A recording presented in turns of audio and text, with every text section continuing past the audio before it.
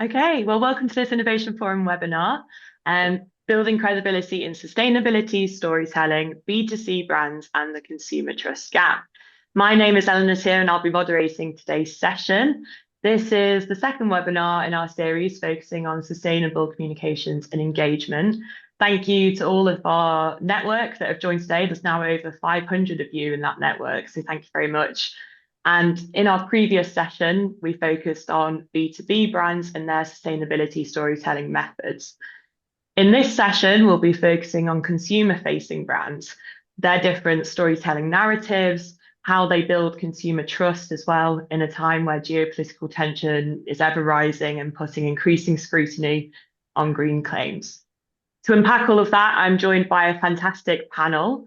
I'm pleased to welcome Wendy Savage, Senior Director of Social Impact and Transparency at Patagonia, Katja Seidenschner, Global Head of Sustainability Nutrition at Nestle, Sarah Whittaker, Head of Sustainability Communications at Primark, and Özlem Center, Senior Partner, Global Sustainable Transformation Practice at Kantar. Welcome to you all, but before we turn to them, audience, we do really want to hear from you as well. So please engage with the Q&A function in Zoom. Please do leave behind your name as well when leaving a question. You can also upvote questions. If I see a question that's performing really well, really popularly, that will be prioritized when we get to that section. And just so you know, this session is being recorded. So we'll be sharing all of the recordings with you afterwards via email as well. Now, let's turn to that fantastic panel. I'd love to hear from each of you a bit of a snapshot of your sustainability storytelling approach, and then we'll sort of dive into the specifics as well. So, Sarah, could I turn to you first, please, and hear about the approach within Primark? Yeah, sure. And thanks for having me on, Ellen. It's great to be here today. So my role as Head of Sustainability Communications at Primark, we created a dedicated team to sustainability comms back in 2021 when we launched our strategy, Primark Cares. I suppose just in recognition that there was a need for a communications team that really got under the skin of the strategy and everything that we're doing, and then supported the business to communicate it and translate it to all our audiences. So we work across all the audiences, from stakeholders to regulators to customers. But on customers in particular, I think we take a really considered approach to storytelling in sustainability, really embedded in data, but with that kind of clear and honest and transparent messaging. And also in recognition that we as a brand don't have all the answers. The industry doesn't have all the answers, but we're trying to kind of scale circularity and sustainability. Definitely, since I joined the business 3.5 years ago, the space has evolved significantly. And my role and my team's role is very much to stay on top of that and kind of, make sure that we're on the right side of storytelling in this space. For those of you who don't know, Primark is a global retailer with over 470 stores across the world. So we are very, a product-focused business. So what we focus on in this space is really telling customers, what's relevant to them in this space. So whether that's around how we design and make clothes that last, how we're tackling kind of reducing waste, but also around giving guidance around what they can do when they, take the product home, whether that's through care or repair. And I think really what we try and aim for is to demonstrate how we're using our scale for good in that sense. But it is a very tricky space, there's no doubt, and customer sentiment is definitely really, really hard to measure. I think Özlem will probably go into the say-do gap and the challenges we have around that. But we, over the years, we've kind of focused on different ways. And I think when we first went out in 2021, we talked a lot about the commitments and what we're kind of doing in this space. But now we're really honing in, as I mentioned, on what customers, what matters to customers, whether that's recyclability, durability, quality, and how they can really make better choices when they're storytelling, when they're shopping.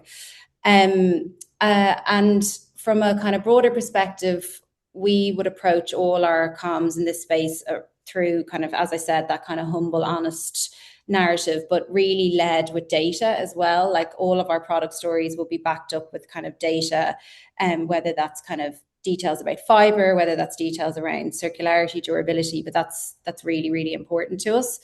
And I think, you know, often as a kind of value retailer as well, tackling misconceptions around the brand is really important for us as well in this space, because I think, you know, we often get asked how we make our clothes at an affordable price, and, you know, if someone's paying the price along the supply chain. So for us, it's really important to really show that we are kind of, you know, using our scale for good, and we have kind of that responsible and ethical business practices built into our business model as well.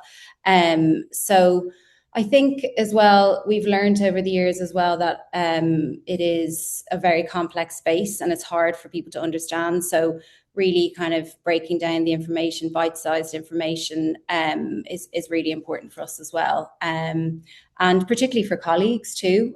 We have 80,000 colleagues in Primark, and you know, a lot of people here on the call as well will have a huge colleague base. So really honing in on making sure that our colleagues understand what we're up to as well, because that will then translate into how we talk to customers on the shop floor as well. Yeah, absolutely. That's something we touched on a lot in the previous session, is not only engaging your consumers, but engaging all of your employees and making sure they all understand the sustainability initiatives. In our call, when we spoke previously, you mentioned sort of having the traditional PDF and then moving to a sort of interactive report. I think it's labeled microsite on the website. Could you talk me through that decision? Yeah, sure. So just to kind of give everyone an overview, we've been publishing our sustainability and ethics report for 4 years. So that's really our way of showing kind of progress and an impact through our strategy. And I think what we found is over the first 3 reports were like a PDF long kind of report. And I think while a really amazing source of truth and one source of truth for everyone to use, what we found was that, you know, it wasn't as accessible to all audiences, particularly those customers that want to find out more.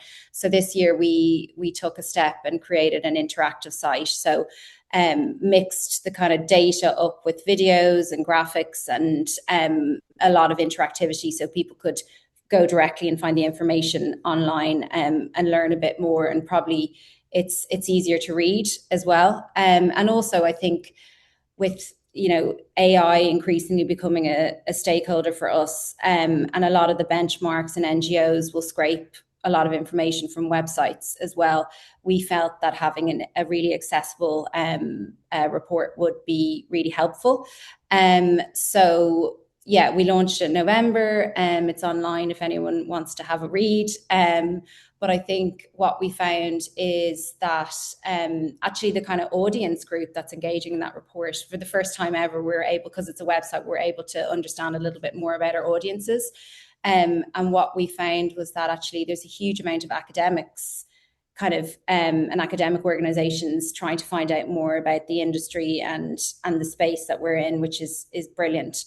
But actually nearly 88% were kind of individuals not linked to any organization. So potentially customers, potentially people who just want to find out more. So yeah, all going well, really pleased with it. And I think it's an interesting approach, and probably something that hasn't been done a huge amount in ESG reporting to date, particularly in the fashion industry. Yeah, I can definitely agree. It makes it a lot more user friendly. It's very engaging and it's very digestible. You sort of get those core facts straight up. Thanks, Sarah. Lots to come back to. Katja, I wonder if I could ask you the same question, just to walk us through Nestle and your sort of role within communications there and for sustainability initiatives. Yes. So I am Global Head of Sustainability for the nutrition category. So sitting together with the business teams of all the nutritional products, and as well leading the sustainability efforts around dairy ingredients for Nestle globally. So when it comes to communication, so I'm very close to the brand teams.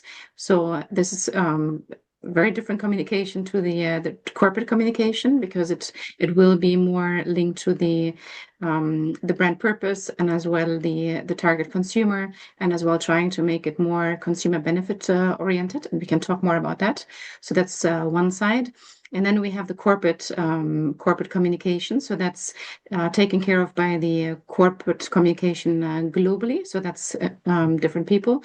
But there we have different ways of communicating. So we have our creating shared value report in terms of external official document, our websites, etc. We engage through different stakeholder events to share our progress, because we do have amazing progress that's unfortunately not enough known outside, but we do a lot.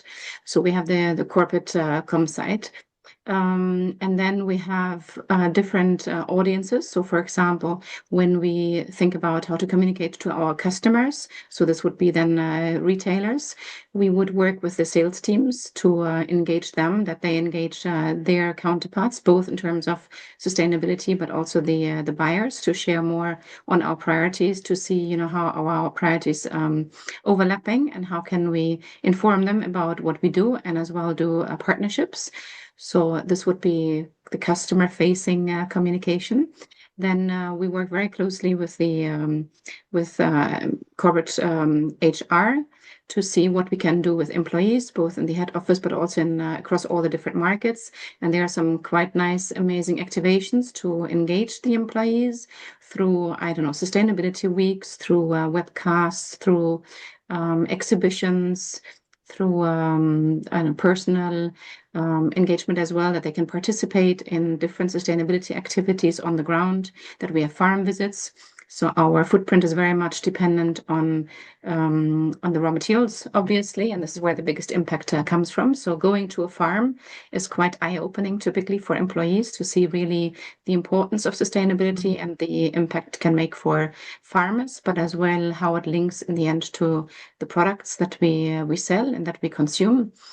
So that's another angle. Then we have in nutrition specifically, we have healthcare professionals. So the employees that are talking as medical delegates to the pediatricians, for example. So there as well, we try to engage them, to bring them to the farm, see what we are doing specifically on dairy, for example, on the farm, and how it helps them and brings better and more nutritious quality products as well, and strengthens the resilience.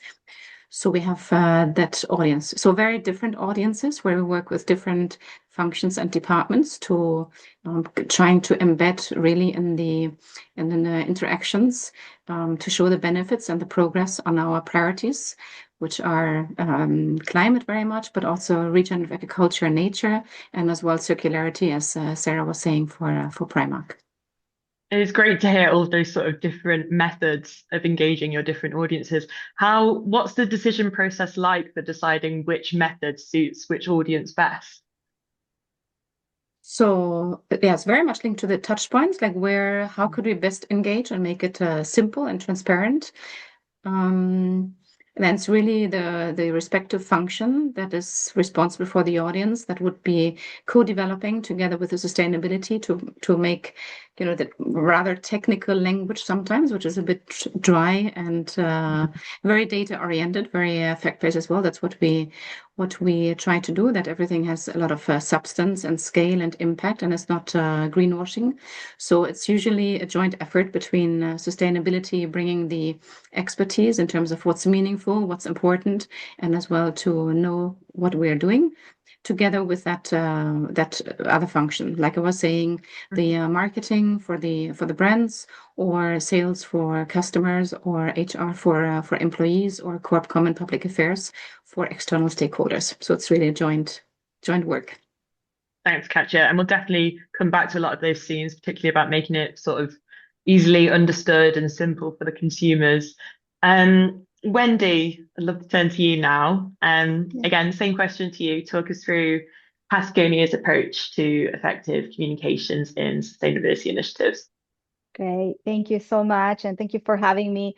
So I lead a team that's called Social Impact and Transparency. And so basically we look at everything that has to do with community, workers, human rights, anything that has to do with the people that touch our products, very linked to the product.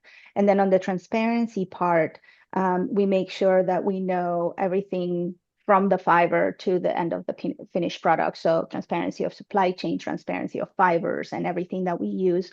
And that's very important to us because anything that we communicate to our customer is very linked to not only our brand and what we stand for and our commitments to the environment, but also to our product. We've been in business for 52 years. Patagonia is based in California. We're an outdoor apparel brand, for those of you who don't know us. And our commitment to the environment has been from the beginning. So storytelling has been at the heart of what we've done for over the years. It's important to us that whenever we tell a story, there's a goal to it, and the goal it's always around one, educating the audiences, and two, making sure that that is action driven. And so, we have, whenever we talk about the brand and why we stand for certain things, we want to make sure we raise awareness on the different issues that we talk about. Whenever we talk about product, we want our customers to understand, yes, this is a great product, it's durable, this is the performance, but we also want them to understand, why are we using a certain type of fiber? Why are we using recycle instead of this other fiber, organic versus regenerative organic? And it's every time we're trying to push ourselves to do better than what we've done before. And the approach and the stories that we tell is very journey. This is a journey that we're in, that we have been for the past 52 years. Different teams of experts within the organization work very closely with our comms team. We have an incredible communications team, our marketing team, our legal team, especially now that reporting is more sort of legally required. There's very specific legally required information that you have to report. And so data is obviously very, very important. But without the story behind the data, it's a bit dry. And so we want to make sure that the data resonates with customers and with the different audiences, for the goal of inviting people to action, whether it is to choose this fiber versus another fiber, or support a certain NGO that we're trying to support, or change consumer practices. Some of you might have heard this ad that we put out in the New York Times, "Don't buy this jacket." And we talked about the importance of understanding what you're buying, when you're buying, and all of the resources that it goes into making a product, whatever that product is. And so we want to raise awareness about that. Over the years, we've been telling stories very specific on our website, on blogs. We do documentaries, we have books. There's very different channels that we tell stories. Recently, last year, we launched our first sort of comprehensive, we call it a work in progress report. It's the equivalent of a sustainability report. We don't believe in the word sustainability at Patagonia, so you won't hear us mention it as much, just because we don't think that anything is truly sustainable, which is why we call it work in progress, because we still have much, much more to do. And so it's been great. It took us a bit of, it was challenging to marry the hard data and the requirements. We try to follow CSRD requirements. And yes, marrying the vast amounts of data with the behind the scenes storytelling as to why we're giving you this data was a bit challenging. But I thought it was important to have it all together. We're still toying with ideas. Should we have two separate reports? Should we have one report? What works well? It was well received. There's quite a lot of information, but it's one of the things that we wanted to make sure that came through was that we don't have everything figured out, that there's a lot to do, and that we can't do it alone. So again, going back to that call to action on everything that we communicate, we need the industry, we need customers, consumers, we need help to get to the end goal of saving our home planet. So I'll stop there. Yeah, for quite a few weeks it was just plastered all over my LinkedIn. Nothing we do is sustainable. I mean, it was amazing to see. But very aware I'm probably very much in an echo chamber where I would say that. But I was just wondering, looking at the report, you're quite honest about how carbon emissions targets have actually risen. There's you didn't hit the goal of 100% preferred materials, and 39% factories paying a living wage, for example. How do you decide which hard truths and challenges to put in the report and which ones to omit? Yeah, that's a great question. And I wish we sat around and say, okay, let's pick which hard truths we want to say. But we don't debate about which ones we say. We debate about how fast we can get all the hard truths out and how best we can communicate that journey and that sort of messy middle of that we all go through in trying to reach a goal. And so, yeah, I mean, we try to look at it from the lens always of, does it affect the workers in our supply chain that are making our products? Does it affect the environment? Does it affect our commitments? Because sometimes, we make commitments and look, we didn't reach that goal, preferred material. We didn't reach yet the living wages. However, here are the reasons. This is why when we started, we didn't know this. This is what it is. And so it's important for us to, anything that affects those sort of three buckets, that we are very, very transparent about, yes, what we're doing, but also the very messy middle that's still left to be done. And that is, I think that's important in gaining trust. It's very important that our customers and any of our stakeholders trust in what we're doing, but also come and ask us more questions and challenge us. And and sometimes we learn a lot from those who come and challenge us. Well, have you tried this? Have you looked this? Why are you not doing this other aspect? So it's part of staying true to what we're doing and being transparent. Absolutely. And it ties in with what Sarah was saying at the beginning about not having all the answers and sort of that vulnerability, which I think is clearly resonating with consumers. Özlem, last but not least, thank you for joining us. Do you want to just give us a brief sort of overview of Kantar's work in this space? Obviously, the Say-Do gap very, very relevant here, and also the Sustainability Sector Index and so on. Yeah, sure.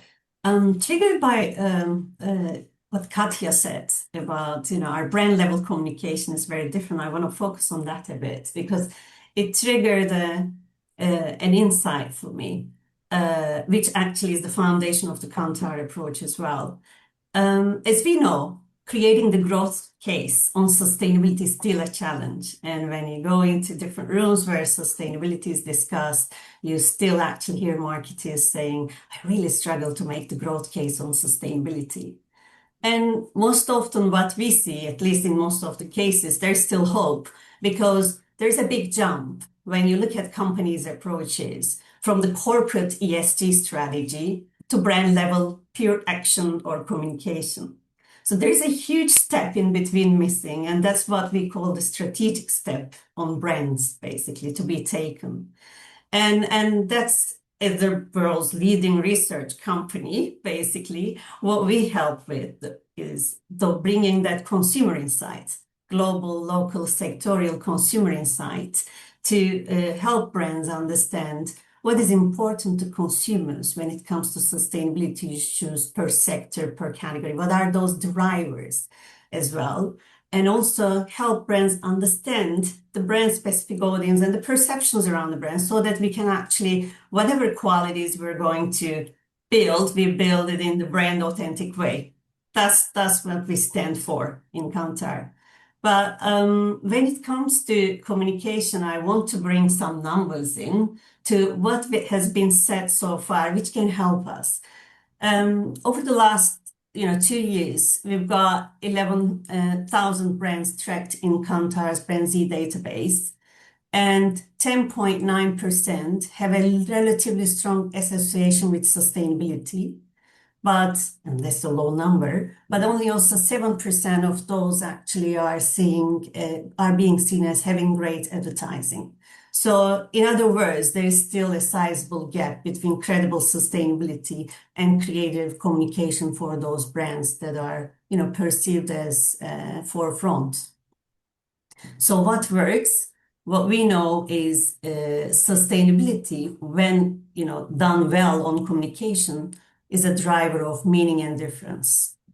The sustainability teams, as in linked database, show that there is a +6 percentile points in meaningfulness and +12 point on difference as a driver when sustainability communication is done right. But that's not enough on its own. Authenticity in communication plays a major role.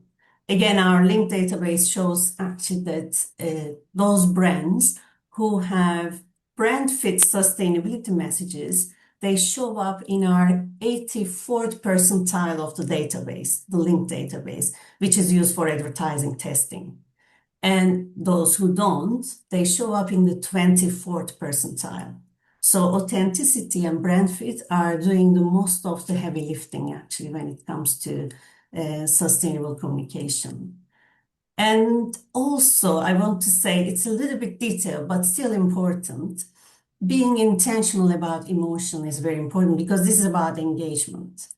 And when we look at the 10,000 ads across the database, what we see is both top performing and bottom performing brands, they tend to evoke guilt in their own way. So that's not surprising. But the difference is the top performers don't stop there. They actually leave people feeling confident, excited, and inspired. So, weaker executions lean into disappointment and fear, whereas the other ones are ending on a powerful, positive, and empowering place. Those are very important ones, actually, to still keep in mind, whether we are taking these when we are doing those communication design. Super interesting. Thanks, Özlem. And yeah, I can definitely see how excitement and, as you say, those sort of emotions would drive further engagement. I'd like to keep on that sort of theme of making sustainability meaningful and thinking about how different brands, different companies might sort of frame it for everyday relevance. And I think, Katja, this would be great to turn to you now. How do you reframe sort of corporate goals within nutrition and sustainability, from regen sourcing to net zero roadmaps, into something that is digestible and understandable for the everyday consumer? Thank you for the question. Yes, I think it's really about, as Özlem was saying, trying to find the consumer benefit. Like, what is the impact on the product? So working in food and beverage, and as we talk about raw materials, where the food is coming from, that is very meaningful. And I think consumer understands that if you think about where the product is coming from and how it was made and how it was farmed and in which environment it was grown, it does have an impact on the quality of the product. So it's being more product oriented and as well more benefit oriented, to trying to find that link of which agricultural practices, for example, do have an impact on the taste, quality, health, or nutritional value of the product. So if we just talk, maybe in the past it was maybe a bit easier, or maybe that's where we started. Maybe it wasn't easier, but where we started was talking more about what do we do, for the environment, for reducing climate. Quite some years ago, there was a lot of discussion and also some claims out there from other brands, but also our brands, in terms of carbon reduction or on a way to net zero, etc. So that was very much an angle, but that now doesn't really resonate. People really want to know, if they invest and buy a product, how is the quality of the product. So that's the shift. So talking less about climate or carbon reduction, which is very technical and a little bit distant to the consumer, but rather talking about something that has an impact on the quality of the product. So, for example, we do have some campaigns depending on the brand, but for example, on coffee brands, talking about the coffee quality. If the farmer takes care of the coffee, if it's grown with there's some shade to the coffee, it has a better quality of the product. Probably Nespresso communication, which is also showing the origins of the Nespresso beans. So there can be that link to better quality. Or in nutrition, we had a campaign on a brand called Cerelac, which was around seeding grains of care. So you saw how the farmers are taking care of the product, and that then as well implicitly gives the association that if the farmer takes care of the product, then as well the product as such is better quality product, because there's people behind that take care of it. Just so it's better to talk about that than just talking about the environment, which is a bit distant. So that would be what we're trying to see, and also trying to avoid. So we've started talking about regenerative agriculture, and for now, for the employees, it's quite normal to talk about that. But then a consumer, there's no awareness or very little awareness. There's very little understanding. So trying as well to move away from that very technical language or sustainability language to a language that the consumer would understand. So working in harmony with nature, or talking about naturality, for example, that's what Regen Ag is all about. But then not believing that we can educate the whole population about different way of doing agriculture that we can do with stakeholders, but with consumer, we need to keep it simple. So we're still on a journey. I think now we do have sufficient scale as well in terms of how we're changing, for example, agriculture, and the number of farmers we have worked with, the number of farmers that have changed practices, that we can measure some results. Still some challenge as well in terms of getting the data to have the proof points and the substantiation. That's not always easy, and will be also more difficult with the Empowering Consumer Directive and general skepticism, I would say. But yeah, still on a journey trying to find the best way how to show that link and substantiate the link to better taste, quality, health, nutrition. Yeah, I think everyone's key takeaway is going to be it's a journey for sustainability communications, but it's really interesting to hear how the farmer stories resonate more. And I wonder if it's, having it on a sort of personal, individual level, there's a bit of an empathy role there as well, and relatability, and as you say, That's knowing true. that, Yes. yeah. And it depends. We're now in Europe, so our products are very much in Asia and as well in Latin America. And there again, there are some differences geographically. What's most important, but as you say, the community or the human angle as well is very important, and maybe even more important in those countries. So it's more about the future community, social angles as well. Whereas in Europe, it's a bit more maybe sophisticated than in other countries.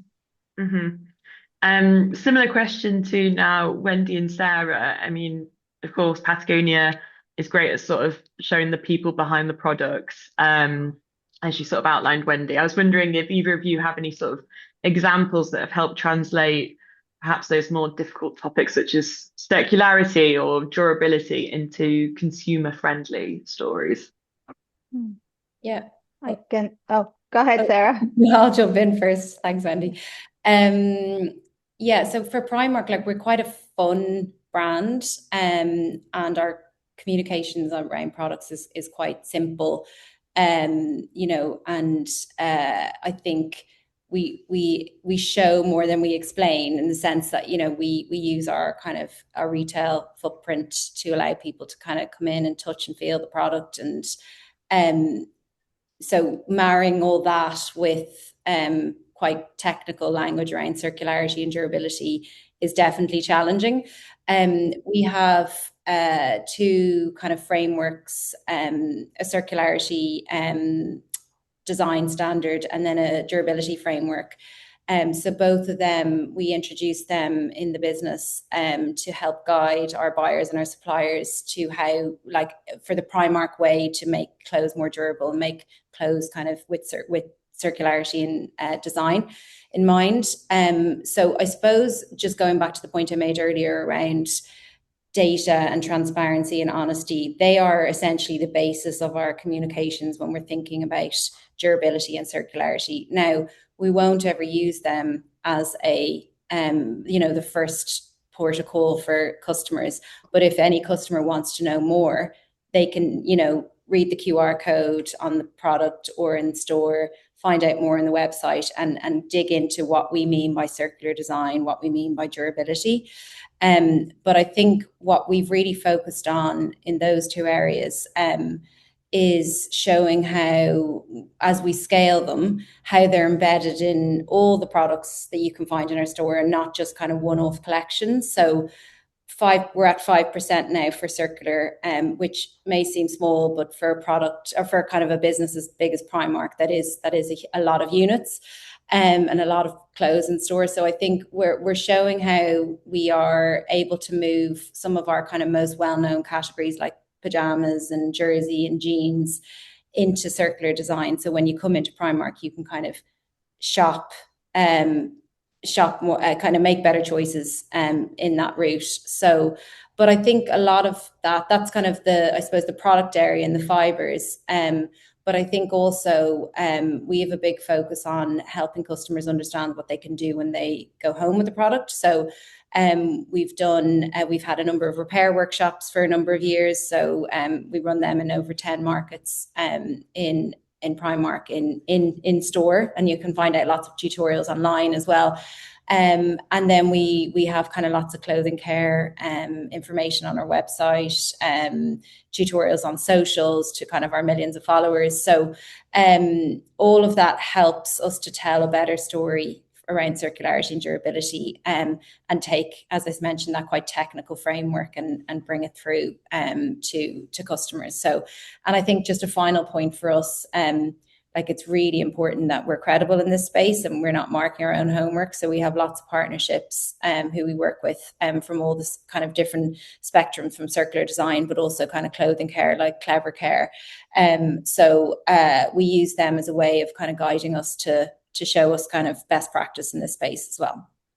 Thanks, Sarah. Do you want to come in now, Wendy? Yeah, thank you. Yeah, circularity is definitely an interesting to communicate. We've played around with just different angles of circularity and trying to stay true to, trying to bring up action and educate the consumer. We found that the stories about reduce, reuse, repair are the ones that resonate more. And anything that has to do with extending the life of our garment. And for us, we've always been very intentional that quality is at the core of what we do. And gosh, the amount of time that we spend on developing new fibers, picking the best fibers, making sure that our products are like top quality. It is because we want that product to stay in play for years, not just for you, but for your pass it on to your kid. And so that's the story. Hence the don't buy this jacket because you don't need it, right? Just all that. And so on that, my favorite campaign that we did on reduce, reuse, repair has to be the one where we talk about the stories that we wear. And so we started getting, lots of letters from our customers telling the stories about their jackets. I climbed, I did this. And so now this jacket, I'm giving this to my kid to do the same thing. So it's about the stories and being proud of what you're wearing. And so that then tied into we have talking about repairs, we have a truck that goes around the different places where we have stores and offers free repairs for anyone, for any products, not just Patagonia products. You can bring it to the truck. We do repair workshops at our stores as well. We have some of our products come with repair kits. We have a lot of tools for our customers to engage in that action of extending the lifetime of their product. And so, talking about how making it personal, making it human, it's so important to send our message. And so that's the beauty of this approach with circularity. But yeah, I mean, there's still a lot of work to do, and but these are some of the stories that have resonated with me in the past. Yeah, absolutely. I think, as you say, building that sort of story with the item of clothing, and that's something that's sort of missing, especially in younger consumers. I saw Levi's are now doing a similar initiative with Repair, but focusing on Gen Z, because 41% of Gen Z don't know how to do basic repair. So, it's great to see. I know Primark is doing the same thing as well with sort of repair videos. So great to see that sort of engagement. Özlem, I do want to turn to you quickly before we dive into audience questions. I wonder if you could sort of speak a bit on trust. I know you've already touched on it a bit, but what do you see as the biggest drivers for rebuilding trust in brand sustainability? I think many has been said. I sort of feel like, my role is to summarize a bit, but which is good, right? It's a perfect luxuries role. But one thing is, I think I'll come up with interesting numbers, right? That's what I bring to the picture. So we have our Kantar size study, and over half of the people, 53% actually, to be more specific, say companies share misleading or false information about sustainability. And that's based on their over the past 2 months experience, which is significant number, right? And also a great majority say that they still expect businesses to act on climate and social. Different numbers, but majority.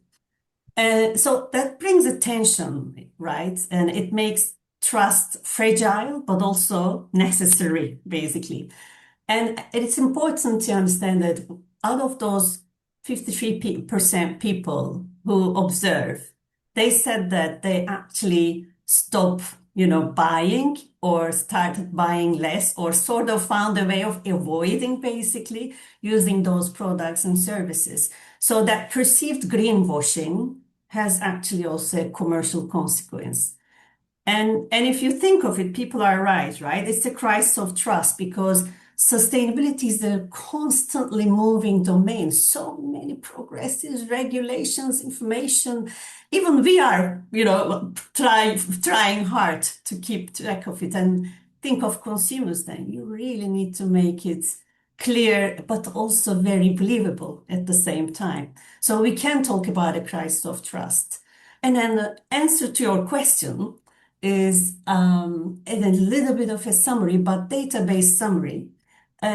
We have a 3 eyes metrics to build, so to define trust.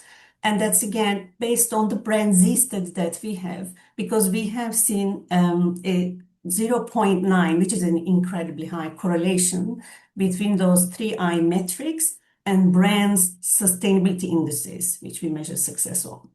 And that's one, integrity, which is everything we talked about, right? In value chain-based claims and whole product life cycle. It's about the journey, being transparent, and all of this. But integrity is necessary, and we didn't, but mentioned the post-truth world, right? In a post-truth environment, that alone doesn't work. So you actually don't, you just, people want very verifiable progress and not just the ambition, but they want more. And secondly, and we did also allude to that, it's identification, we call it. When people identify with your motivations and goals, and each one of you touched upon that really nicely with examples as well, then people will trust you and they will follow you. They will basically help you achieve those goals. And that's very important as well, to create that. Third point that I'm going to come to is inclusion, the togetherness aspect. And inclusion comes in many different ways as well, right? It's bringing people into the journey, empowering them to be part of the journey. It's also about having them participate and being part of a community. And we talked about different cultures, and valuing community aspect even more important. So inclusion turns sustainability, in my view, from a corporate claim into a, an effort, individual level effort or a collective effort. And it's the one, that will build trust as well. And finally, I mean, trust is not brands are like people. It's people to people building trust, and brands and people building trust. All of these aspects that we talked about, it's very much about relationships, isn't it? We are talking about building relationships, genuine relationships here. Thanks, Özlem. Definitely. And what you mentioned about the journey and how it's constantly evolving ties on really well with one of the audience questions from Lisa about how some sustainability impacts from long-term partnerships take, a bit of time to evolve. How do you recommend communicating this kind of slow build impacts in a way that still feels meaningful and engaging to consumers? I wonder, Sarah, do you want to come in there?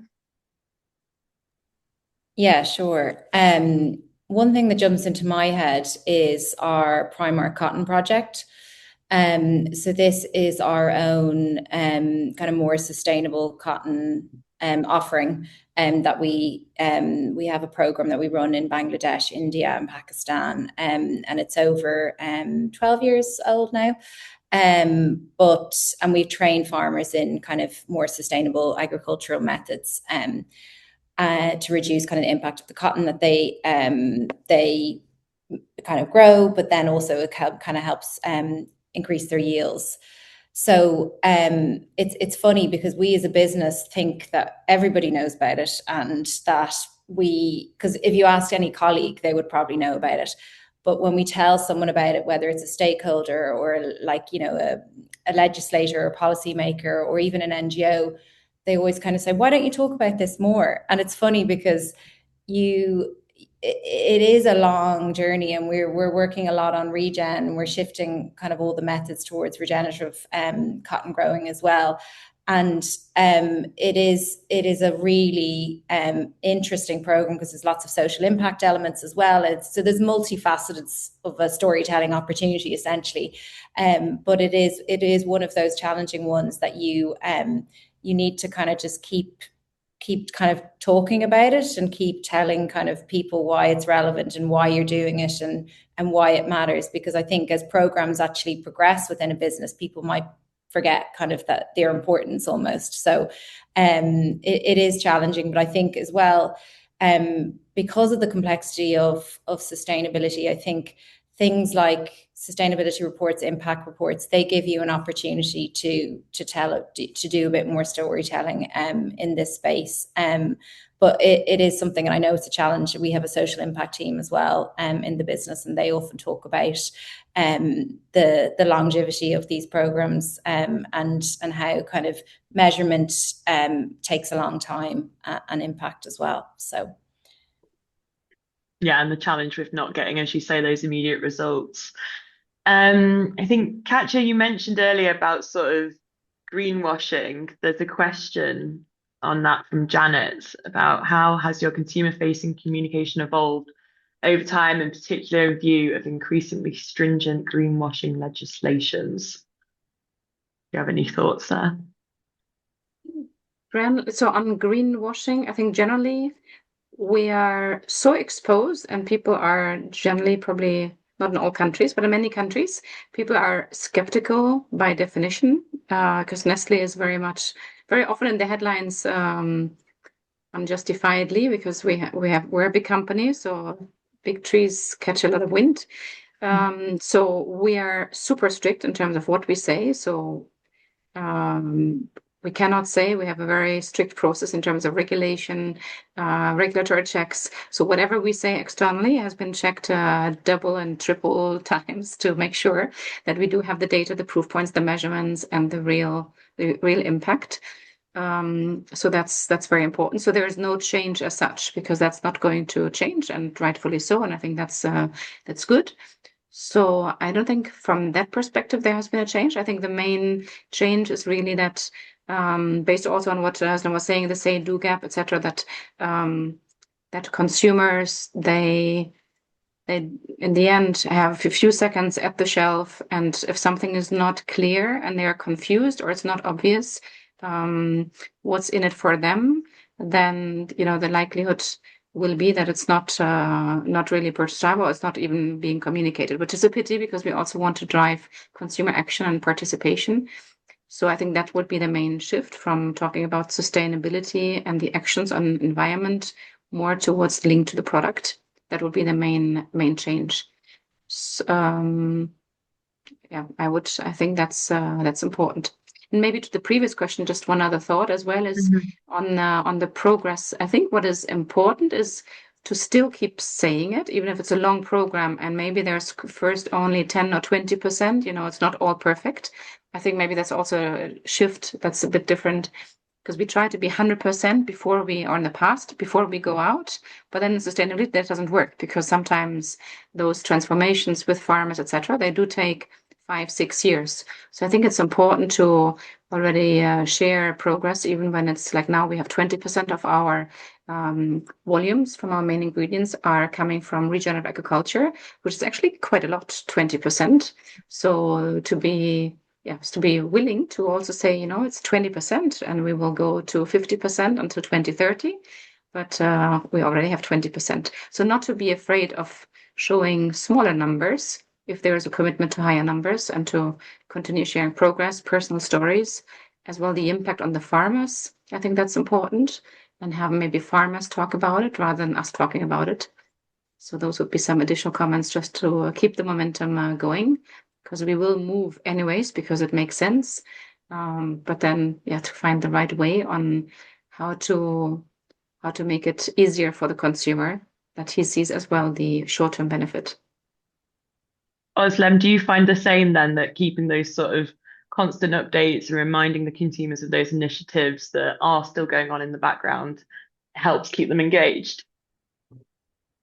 Well, certainly. So if the questions around indeed whether we should be 100% versus, it's an evolution, absolutely yes, because people are looking for some sort of clarity.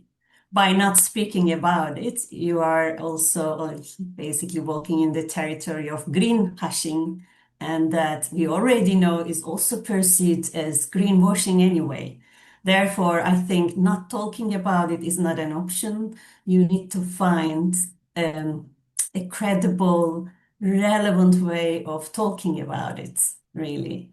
That would be my short answer to it, Ellen. Absolutely. Thanks, Özlem. Wendy, I was wondering if you'd like to answer this question from Donatella. Hi, Donatella, great to have you here. Have you been using digital product passports to support sustainability communications? We are, no, we haven't yet. We are not to support the sustainability communication, but it's like we're trying to use the information needed for the markets where that's already implemented. We're still in the developing process for everything to do it global, because we want to make sure that all the information is there for every market. But yeah, we're still in the process. Thanks. There's a question on the ECGT. So for those that don't know, the EU Directive of Empowering Consumers on the Green Transaction. Can anyone share if they'll be adding or removing green claims with this coming into place in September 2026? I can share some implications that we have for Europe. So on this directive, one of the elements that's not allowed anymore is to have your own logo. So, for example, we have our Nescafé plan, where over the past 25 years, we've been working on regenerative agriculture, but also providing trees, diversifying, etc., lots of different things. So there's a holistic coffee plan around it, which is called the Nescafé plan, which has a little logo, or also the cocoa plan. So that's not allowed anymore under the Empowering Consumer Directive in Europe. So what we do is that we remove that logo, and we just we can still name it but we will not have that logo anymore. So there's a bit less of less visible communication around that. And then the next question is, do we dial up then the certification, with other partners? We do have Rainforest Alliance, and we are certified in any case, but then that will be more the kind of logo that might be more visible than our own logo. So that's a specific change. Mm-hmm. Yeah, interesting about the sort of logo removals, as you say. There's a question here specifically for Wendy from Anya. With upcoming anti-greenwashing legislation in the EU, do you see it more challenging in the future to be transparent about commitments and talk about commitments that have not been met? Yeah, I mean, that goes back to do you tell your journey, or you just stay quiet and go into the green hushing kind of thing? I mean, I think there's still a lot to be studied about those legislations and understand what qualifies or what part of the storytelling is disqualified from this. We have a legal team and a marketing team really studying this to guide us through the process and make sure that we abide by all the legislation in the different markets. I understand that the EU directives are one thing, but then each different country will have their own versions of what can and cannot be said. So as a global company, and sure, for Nestle and Primark, we're much bigger. We are still a smaller player. We're in that world, but we still have a lot to figure out.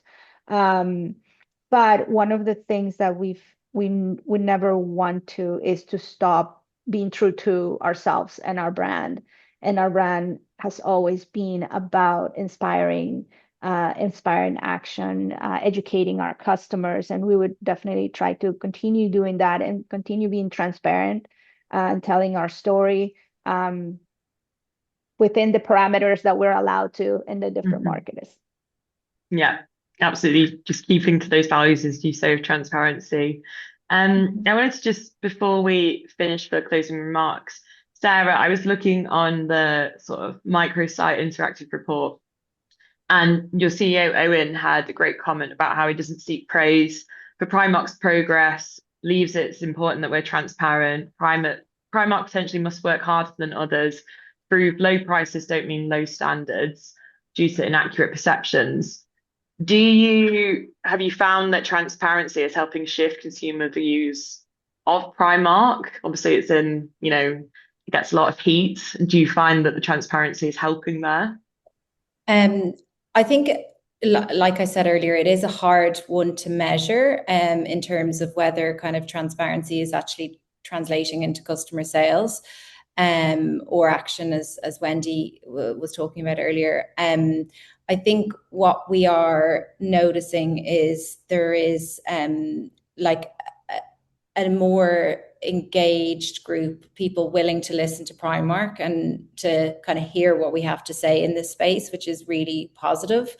I think, when I joined the business maybe 3.5 years ago, it was, some doors were hard to open. But I think being able to have, to demonstrate kind of a number of years of progress and impact, it's really interesting how the number of partners that are now willing to work with us, the number of kind of stakeholders that are now willing to talk to us, the number of customers that mightn't have considered shopping with Primark, that now kind of want to shop with us because of the changes what we're making. And I think just the general point of the fact that like there is a lack of understanding around how clothes are made. So if we can do a little bit to try and kind of break down those barriers and really help customers understand why and how clothes are made, and just because they're at an affordable price, they can be, lived in and worn and taken care of. If it costs, 10 euro versus 100 euro, kind of hopefully you have the same emotional connection. So that's really what we're trying to kind of communicate with customers. And yeah, it is challenging as an affordable retailer, but we're doing it bit by bit, hopefully. Bit by bit. I'd like each of you now to share your one word key takeaway from this discussion as we're running out of time. So I'll start with Oslem. Yeah, I think somebody said, One word. yeah.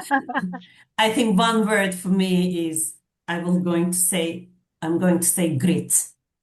Great. Important for success in this whole story that's been told. Positivity, we love it. Katja. Transparency and keep doing the right thing because the truth will surface. I love that. A little bit over one word, but it was short and sweet, so we'll allow it.